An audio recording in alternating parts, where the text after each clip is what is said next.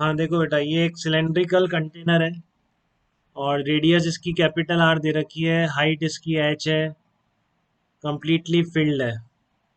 ये दो L shape की ट्यूब्स कनेक्टेड हैं। ये एंगल नहीं है, बेसिकली 90 डिग्री पर है। इस तरह का व्यू उसने दिखाया है। अगर आप टॉप व्यू देखेंगे तो इस तरह की ये ट्यूब्स हैं। ये सिलेंडर है और इस तरह की 90 डिग्री पर दो ट्यूब्स कनेक्टेड है एल शेप की। और cross section area small a है।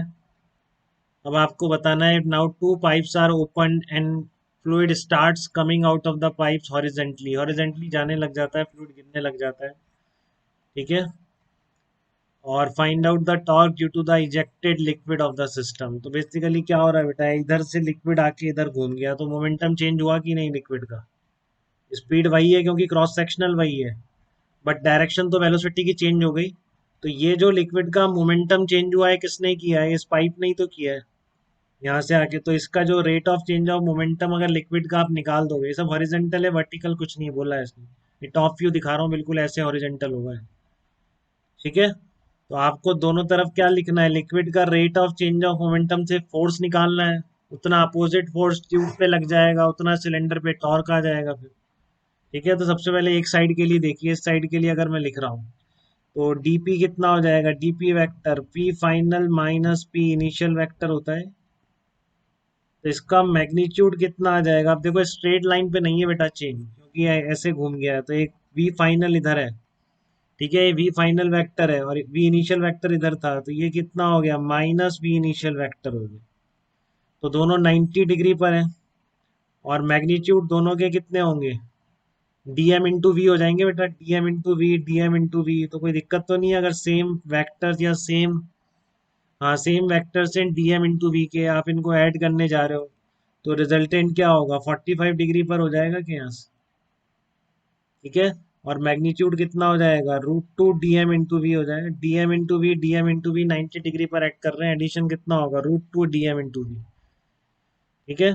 तो इसका लिक्विड का momentum, rate of change of momentum इधर आ गया, तो इसलिए टॉर्क इस पर किधर, इस पर अपोजिट डायरेक्शन में फोर्स लगेगा ना बेटा, F1। ये F1 वेक्टर हो जाएगा, सेम इधर है, इधर भी देख लीजिए, v final vector minus v initial vector.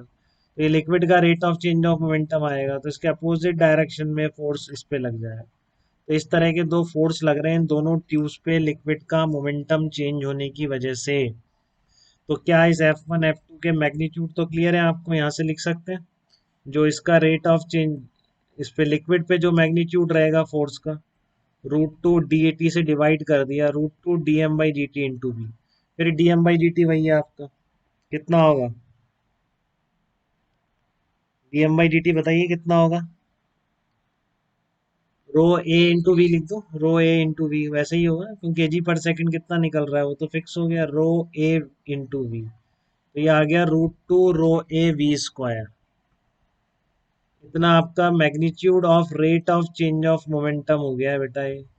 तो ये मैग्नीट्यूड ऑफ फोर्स, F1 का मैग्नीट्यूड F2 का मैग्नीट्यूड बराबर आ गया किसके, √2 रो ए वी स्क्वायर। मैग्नीट्यूड तो ये आ जाएगा दोनों का, दिक्कत तो नहीं है किसी को यहाँ तक मैग्नीट्यूड में।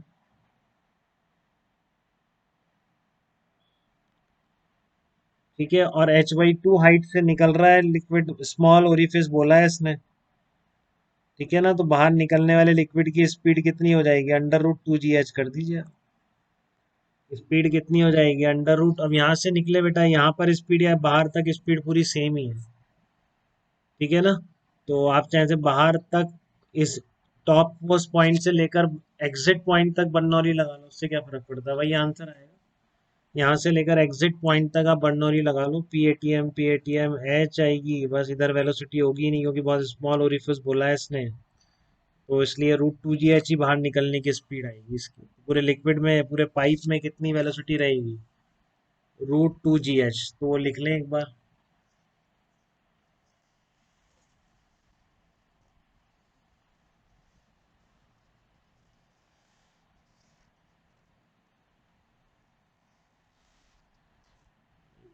पेपर क्या आ जाएगा आपका, फोर्स का मैग्नीट्यूड तो आ गया √2 रो ए वी स्क्वायर। ठीक है ना।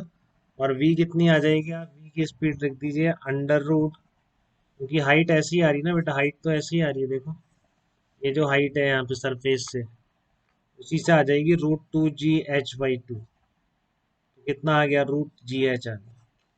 तो दोनों मैग्नीट्यूड को मैं दोबारा लिख दूं, अगर फोर्सेस के मैग्नीट्यूड को, तो √2 ρAV², तो ये हो जाएगा √2 ρA × GH। ये फोर्सेस के मैग्नीट्यूड आ गए। तो ऐसा है बेटा, यही बनाया था आपने। ये आपका सिलेंडर है, बीच में इस तरह से बाहर निकल रहे हैं, इसमें लिक्विड ऐसे बाहर निकल रहा था, तो इस पर फोर्स ऐसे आया, इस पर फोर्स ऐसे आया, मैग्नीट्यूड दोनों के सेम है। डायरेक्शन 45 डिग्री पर होगी, क्योंकि सेम वेक्टर के मैग्नीट्यूड जब ऐड होते हैं तो एंगल बाइसेक्टर के अलॉन्ग रिजल्टेंट आता है। तो ये F1 F2 इस तरीके से हो जाएंगे। तो क्या इस पॉइंट के अबाउट टॉर्क निकाल सकते हैं क्या? ये भी आर दे रखी है, ये भी आर दे रखी है, ये भी आर है, ये भी आर है। तो cos 45 और sin 45 कंपोनेंट कर लीजिए। cos 45 तो बेकार हो गया, वो टॉर्क नहीं देगा, आर क्रॉस एफ जीरो हो जाएगा। तो ये जो दोनों sin 45 वाले कंपोनेंट आएंगे, ठीक है, ये जो sin 45 वाले कंपोनेंट आएंगे। हेलो, हाँ विनीत जी। अरे नहीं नहीं, क्लास में हो यार अभी। है, हाँ, एडवांस टू। हाँ नहीं, वो तो बिल्कुल ध्यान रखता हूँ भाई इसका, वो तो बिल्कुल मिस ही नहीं कर सकते।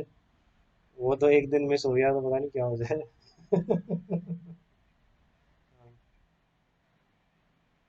अरे मैंने बात करी उससे भी, काफी बात करी। आज दोपहर में कर लिया, नहीं 12 बजे। हाँ, काफी देर तक बात हुई। उसको भी बहुत समझाया मैंने, कैसे पढ़ना है क्या करना है। आप एक बार राहुल सर की और बात करा दो ना। हाँ, फोन पे करा दो, राहुल सर करेंगे। ठीक है ना?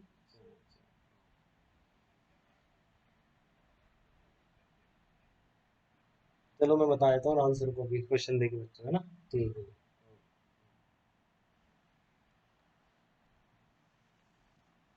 हम्म।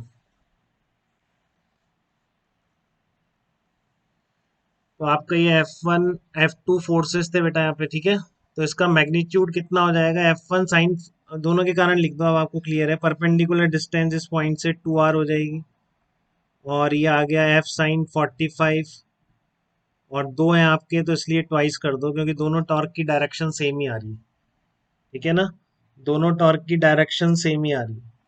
तो 2r F sin 45 × 2, खत्म हो गया। यही आंसर होना चाहिए आपका, चेक कर लीजिए एक बार। 4r, कैपिटल एफ की वैल्यू कितनी आ गई आपकी, वो रही √2 ρA/GH। sin 45 कितना हो जाएगा, 1/√2। तो ये आ गया 4 ρA/GH कैपिटल आर।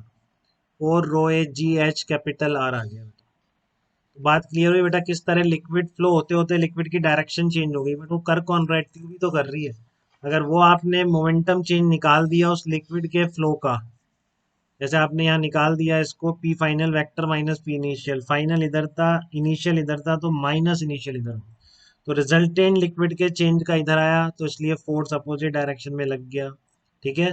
बाकी टॉर्क निकालना आपको आता ही है। तो इस प्रॉब्लम में किसी को डाउट हो तो वो बताए मुझको।